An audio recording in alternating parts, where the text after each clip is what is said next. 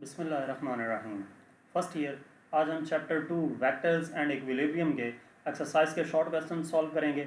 तो सबसे पहले हमारे पास जो क्वेश्चन है वो है explain with the help of an example what is the range of possible values of the resultant of two vectors. क्या हम रिजल्टेंट लेते हैं दो वेक्टर्स का तो उसकी जो रेंज है, पॉसिबल रेंज है, वो क्या होगी। तो हमने साथ साथ एक एग्जाम्पल के ज़रिए से समझाना है। The range of possible values of the resultant of two vectors is a minus b less than or equal to or less than or equal to a plus b। यानी कि सपोज हमारे पास दो vectors हैं a और b और उनका resultant r है। जो रिजल्टेंट वेक्टर है वो इन दो वैल्यूज़ के एडिशन और सब्ट्रैक्शन के दरमियान में एग्जिस्ट कर रहा होगा। यानी कि a माइनस जो रिजल्टेंट वेक्टर है वो a माइनस बी के इक्वल हो सकता है या उससे बड़ा हो सकता है, या फिर वो a प्लस बी के इक्वल हो सकता है या उससे छोटा हो सकता है। तो जो रिजल्टेंट वेक्टर है वो a माइनस बी और a प्लस बी के दरमियान में कहीं एग्जिस्ट करेगा। अब हम ये एग्जांपल की मदद से समझते हैं कि consider two vectors a and b, let a equal to 4 iota, b equal to 3 iota. Maximum range when two vectors are parallel, जब दोनों वेक्टर्स पैरेलल हों तो तब क्या होगा, a प्लस बी होगा 4 iota plus 3 iota equal to 7 iota होगा। और मिनिमम रेंज क्या होगी, when two vectors are anti parallel, जब वो एंटी पैरेलल हो यानी कि उनकी डायरेक्शन डिफरेंट हो तो तब क्या होगा, a minus b 4 iota minus 3 iota हो जाएगा। तो ये आंसर क्या आएगा, आयोटा आएगा। तो मैक्सिमम रेंज क्या होगी रिजल्टेंट वेक्टर की, वो 7 आयोटा है और मिनिमम रेंज क्या है, आयोटा है। नेक्स्ट क्वेश्चन है what is the minimum number of unequal vectors to result into a null vector, explain with the help of diagram। कि मिनिमम कितने नंबर ऑफ वेक्टर्स हो सकते हैं अनइक्वल वेक्टर्स जिनका रिजल्टेंट क्या हो, नल वेक्टर हो।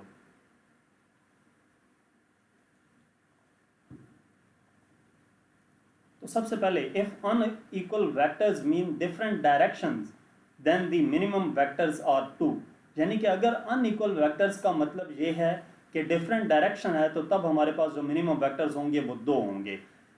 Any non zero vector and its negation sum to the null vector, यानी कि कोई भी नॉन जीरो वेक्टर हो और उसकी निगेशन यानी कि मैग्नीट्यूड सेम हो बट डायरेक्शन ऑपोजिट हो, तो इन दोनों वेक्टर्स का जब सम करेंगे तो वो किसकी इक्वल आएगा, नल वेक्टर की इक्वल आएगा।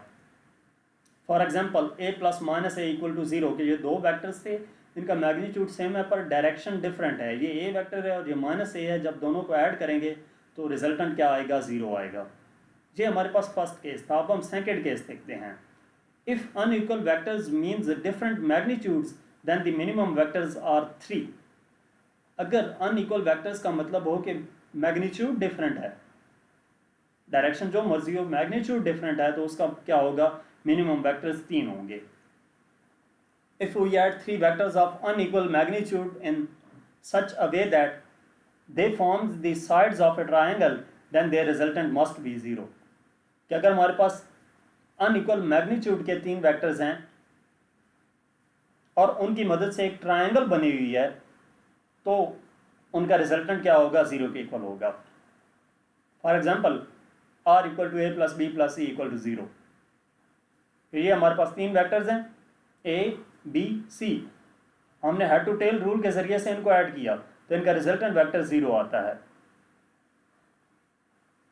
इनका रिजल्टेंट वेक्टर कैसे 0 आता है वो भी बता दूं कि कोई भी जो क्लोज डायग्राम होती है, जो क्लोज शेप होती है, उसका रिजल्टेंट 0 होता है। वेक्टर्स की मदद से हम कोई भी क्लोज शेप ड्रॉ करें तो उसका रिजल्टेंट 0 होगा। क्वेश्चन नंबर 3 है the resultant of two forces, one is double in magnitude than the other, is perpendicular to the smaller force, what is the angle between the two forces।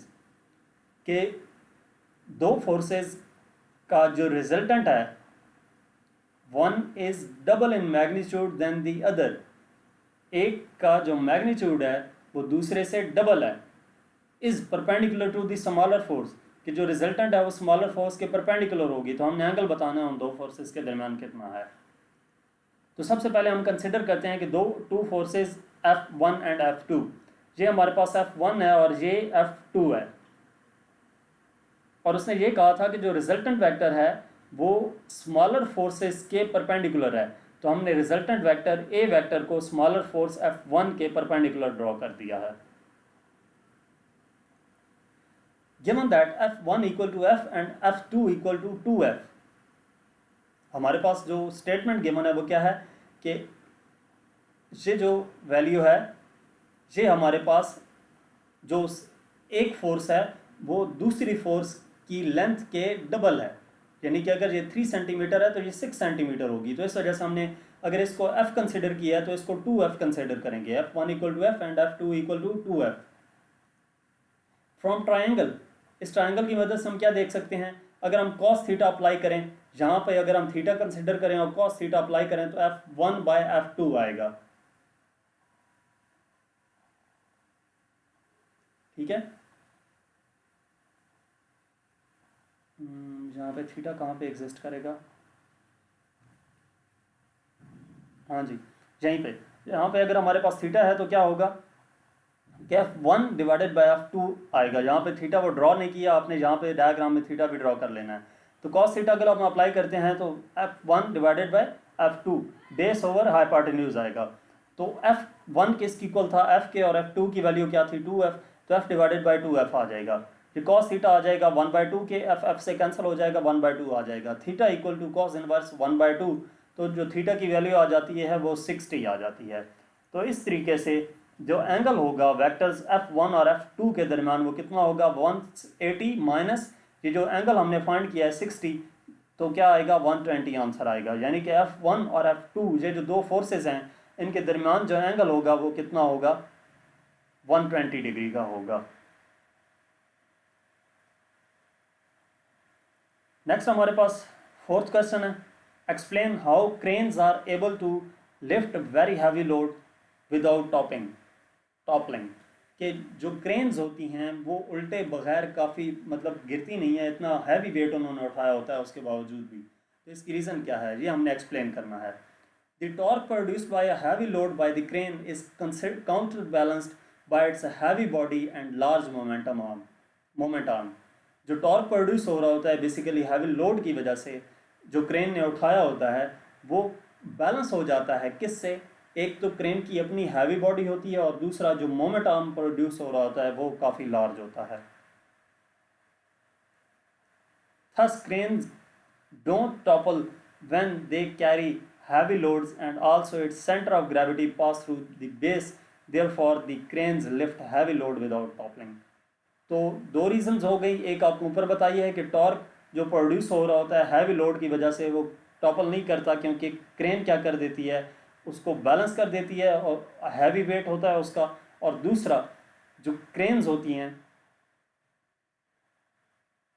उनका जो load होता है वो centre of gravity पास कर रहा होता है उसके बेस से, यानी कि टोटल जो लोड उठाया हुआ है जो क्रेन है वो सारा जो इक्वल अमाउंट बनती है वो उसका सेंटर ऑफ ग्रेविटी जो बनती है वो बेसिकली उस क्रेन के बेस से पास कर रही होती है, इस वजह से क्रेन टॉपल नहीं करती। फिफ्थ क्वेश्चन है, the gravitational force acting on A satellite is always directed towards the centre of the earth. जो ग्रेविटेशनल फोर्स सैटेलाइट पे अप्लाई हो रही होती है वो always directed towards the centre of the earth होती है। Does this force exert torque on the satellite, क्या वो फोर्स टॉर्क एक्सर्ट करेगी सैटेलाइट पे? तो इसका आंसर क्या है, the gravitational force is always directed radially through the centre of mass, thus the gravitational force cannot exert torque on satellite because the moment arm is zero। जो gravitational force है वो हमेशा radially towards the centre of mass होती है। Gravitational force हमेशा किसी भी body के मास के सेंटर की तरफ अप्लाई हो रही होती है। तो जो ग्रेविटेशनल फोर्स है वो टॉर्क प्रोड्यूस नहीं करती सैटेलाइट पे, क्योंकि मोमेंट आर्म क्या हो जाता है, जीरो हो जाता है। सिक्स क्वेश्चन, ये आप इसकी मैथमेटिकल फॉर्म भी देख सकते हैं कि torque equal to r F sine theta.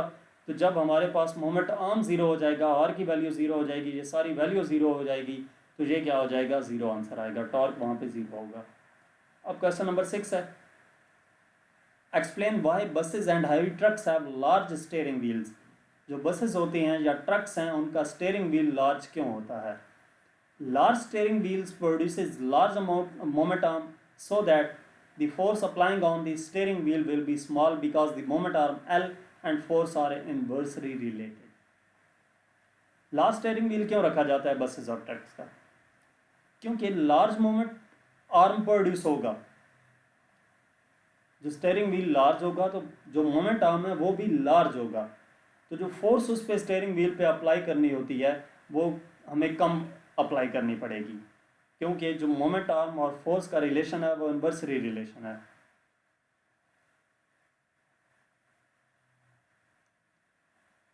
अगर स्टीयरिंग व्हील छोटा हो ट्रक या बस का तो उससे हमें क्या करना पड़ेगा कि हमें दोनों क्वांटिटीज़ में से कोई एक हमें ज़्यादा रखनी पड़ती है। मोमेंट आर्म ज़्यादा रखना पड़ता है, जो फोर्स अप्लाई कर रहे होते हैं वो ज़्यादा रखनी पड़ती है। तो हम क्या करते हैं, मोमेंट आर्म ज़्यादा रख देते हैं, जिसकी वजह से जो फोर्स है वो हमें फिर कम लगानी पड़ेगी। अगर हम क्या करें, अगर हम मोमेंट आर्म ज़्यादा रख दें फोर्स कम लगानी पड़ेगी। अगर हम मोमेंट आर्म कम रख दें, यानी कि जिस तरह मैरान गाड़ी का स्टीयरिंग व्हील है वो हम ट्रक में लगा दें, तो उसकी वजह से हमें फिर फोर्स काफ़ी हैवी लगानी पड़ेगी। That is L inversely proportional to 1/f। तो ये जो स्टेटमेंट है उसको मैथमेटिकली भी लिख दिया कि मोमेंट आर्म इन्वर्सली प्रोपोर्शनल होती है 1/f के, यानी कि अगर फोर्स कम होगी तो मोमेंट आर्म ज़्यादा होगा और अगर फोर्स ज़्यादा होगी तो मोमेंट आर्म कम होगा। This helps the driver to exert less force on wheel to turn the bus or other heavy vehicles. Question number 7 इस एक्सरसाइज का लास्ट क्वेश्चन है। A point object acted on by forces 4 Newton, 5 Newton and 6 Newton in equilibrium। कि एक point है जिसके ऊपर forces 4 Newton, 5 Newton और 6 Newton apply हो रही हैं और वो क्या है, इक्विलिब्रियम में है। If the 6 Newton force is removed what is resultant force on the object. अगर 6 न्यूटन की फोर्स हम रिमूव कर दें तो बाकी दो फोर्सेज जो 4 न्यूटन और 5 न्यूटन है उनकी वजह से रिजल्टेंट फोर्स क्या होगी। If A point object acted on by forces 4 Newton, 5 Newton and 6 Newton is in equilibrium, then according to first condition of equilibrium summation F equal to 0। यानी कि अगर तीनों फोर्सेस उस पर अप्लाई हो रही हैं उस ऑब्जेक्ट पे और वो इक्विलिब्रियम में है, तो इसका मतलब क्या है कि समेशन F इक्वल टू 0 होगा फर्स्ट कंडीशन ऑफ इक्विलिब्रियम के मुताबिक। It mean that the resultant of any of these two forces will be equal to the third force. तो इसका मतलब क्या है कि कोई भी दो फोर्सेस का जो सम है वो थर्ड फोर्स के इक्वल होगा। क्यों इक्वल होगा? क्योंकि कहा गया है कि इन तीनों फोर्सेस का सम इन इक्विलिब्रियम है। तो अगर हम 6 फोर्स को हटा दें 6 न्यूटन के फोर्स को, तो 4 और 5 न्यूटन फोर्स क्या रिजल्टेंट देंगी। तो अगर हम 6 न्यूटन फोर्स जो बेसिकली 6 न्यूटन फोर्स है वो बैलेंस कर रही है 5 न्यूटन और 4 न्यूटन की फोर्स को, therefore the resultant will still be 6 Newton even if the 6 Newton force is removed. तो अगर 6 न्यूटन फोर्स को हम रिमूव भी कर दें तो जो रिजल्टेंट है 4 न्यूटन और 5 न्यूटन का वो 6 न्यूटन फोर्स ही रहेगा। तो यहाँ तक हमारे इस चैप्टर के शॉर्ट क्वेश्चंस थे। मज़ीद लेक्चर्स के लिए आप मेरा यूट्यूब चैनल विज़िट कर सकते हैं। Thank you.